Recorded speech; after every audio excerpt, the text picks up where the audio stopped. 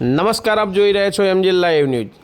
Private હોસ્પિટલોની ખર્ચાળ સારવારો સામે મહેસાણા સિવિલની નિઃશુલ્ક સફળ સારવારો જોવા મળી।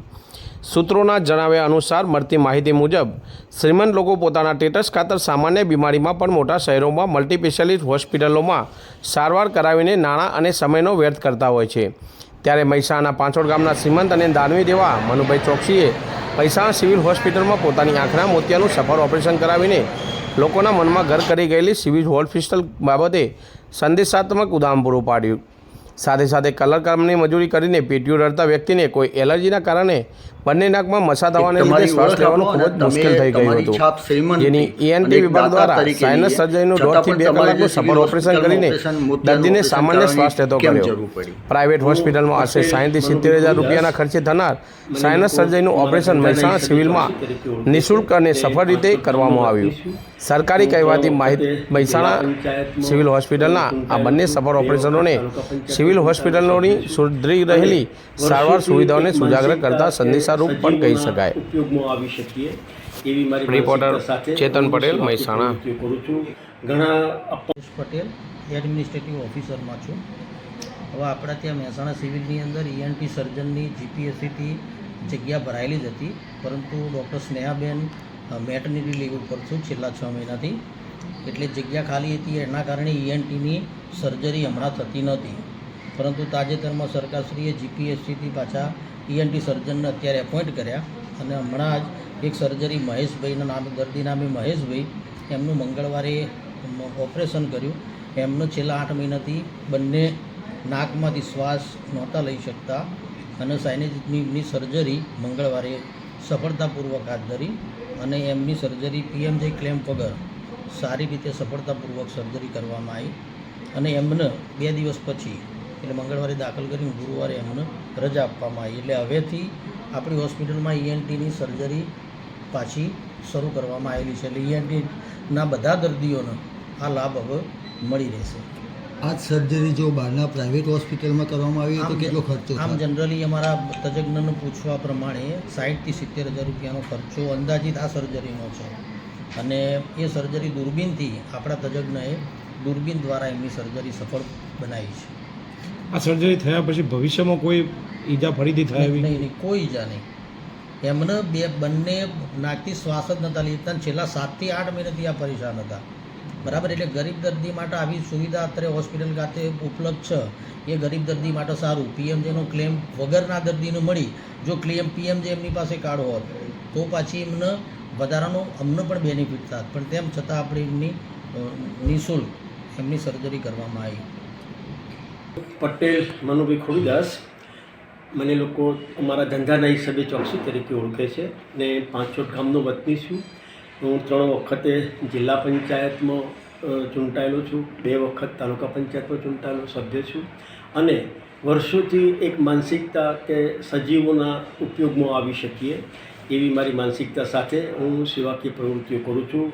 ઘણા અપંગોને ટ્રાયસિકલો, આજે બસના પાસ, હજારો લોકોને મેં બસના પાસ માટે એના સર્ટિફિકેટ મારી અહીંયા ઓફિસમાં બોલાવી અને કરાવેલા છે। એટલે એ વખતે તો હું કોંગ્રેસમાં હતો, ત્યારે કેટલાક લોકોએ વાંધો પણ લીધેલો કે ભાઈ તમે અહીંયા બેસીને કેમ તમે કરો છો, મનુભાઈ ચોકસીની ઓફિસમાં બેસે।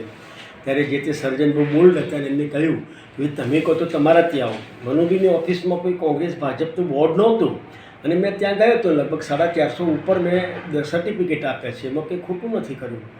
એટલે આ કામ વર્ષોથી હું કરું છું। ગામે ગામ જઈ વિધવા બહેનોને, હજારો વિધવા બહેનોને મેં પેન્શન પણ અપાવેલા છે અને દરેક ગામની અંદર 4 થી 5 વખત જતો। અરે હું તો જાદુગર લઈને જતો વસ્તી ભેગી કરવા માટે। અહીંયા તળેટીના એક મહારાજ હતા, એને 1000 રૂપિયા હું આપતો હતો અને મારી ગાડીમાં મેં બંને જતા અને ત્યાં જાદુના પ્રયોગો થાય, પછી અડધા થાય એટલે પેલો ભાઈ મને આપી દે કે ભાઈ મનુભાઈ ચોકસી એમ કે આવ્યા છે, આપણને સરકારના લાભોની માહિતી આપશે। ત્યારે વિધવાઓને શું મળે, વૃદ્ધોને શું મળે, અપંગોને શું મળે, ખેડૂત વીમા યોજના, ખેતમજૂરી વીમા, રાષ્ટ્રીય કુટુંબ સહાય યોજના, કુંવરબાઈનું મામેરું, આ બધી જ લાભોની વાતો હું કરતો, અંધશ્રદ્ધા ઉપર વાતો કરતો અને એ બહેનોના કેસ હું કરાવતો। અહીં એક ફોટોગ્રાફર હતો, એને ફોટો પાડવા માટે પણ ત્યાં લઈ જતો। દસ્તાવેજ 20 રૂપિયાના સ્ટેમ્પ ઉપર નોટરી તૈયાર, હું ખાલી જગ્યા, ગામ ખાલી જગ્યા, ઉંમર ખાલી જગ્યા રાખી અને નોટરી પણ લખાવી લેતો અને એ ખર્ચો પણ હું કરતો। અરજદારને એક પણ રૂપિયાનો ખર્ચ કરવા સિવાય હજારો મેં પેન્શનના કેસ કર્યા છે. એ સિવાય પછી જ્યારે હું સિવિલ હોસ્પિટલના સંપર્કમાં આવ્યો તો ત્યાં ગામે ગામ ફરી મારી સાથે ઓફથલ બહેનોમાં એક મોહિનીબેન, નીરુબેન અને અરુણાબેન મારી સાથે આવતા, અને જવાહરભાઈ મહેતા એ પણ અમે સાથે જતા, અને ગામે ગામ જઈ અને બહેનોને બોલાવી અને ચેકઅપ થતી. ચેકઅપ થયા પછી જેના મોતિયો પાકી ગયો હોય એને અમે કહેતા હતા કે તમે આવી જાઓ, તમને અમે આવવા જવાનું ભાડું પણ હું આપતો હતો. આવતાની સાથે પહેલાં તો એમને હું ચા પી દેતો, અને ચા પીધા પછી એમનું યુરિન ટેસ્ટ, બ્લડ ટેસ્ટ અને બીપી મપાવ્યા પછી એમને ઉપર લઈ જતો ઓફ વિભાગની અંદર, અને ત્યાં બેસાડી અને એમનું ત્યાં મોતિયાનું માપને મણીને એ લેવામાં આવતું હતું, અને રાત્રે અથવા તો બીજા દિવસે એમનું ઓપરેશન થાય.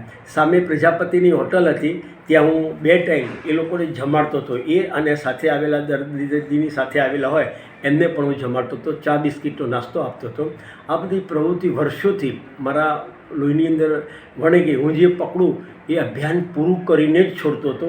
એટલે અમે બેચરાજી અને મહેસાણા તાલુકા બંનેને મોતિયા વિહીન કરેલા, જે માટે બેચરાજી તાલુકાના લગભગ 400 ઓપરેશનો અને મહેસાણા તાલુકાના 800 થી 850 ઓપરેશનો કરેલા, જે બદલ જે તે વખતે તત્કાલીન કલેક્ટર વરિયા સાહેબે મોઢેરા ખાતે મને શાલ અને સન્માનપત્ર આપી અને સન્માનિત કરેલ, એ પણ મને ખબર છે.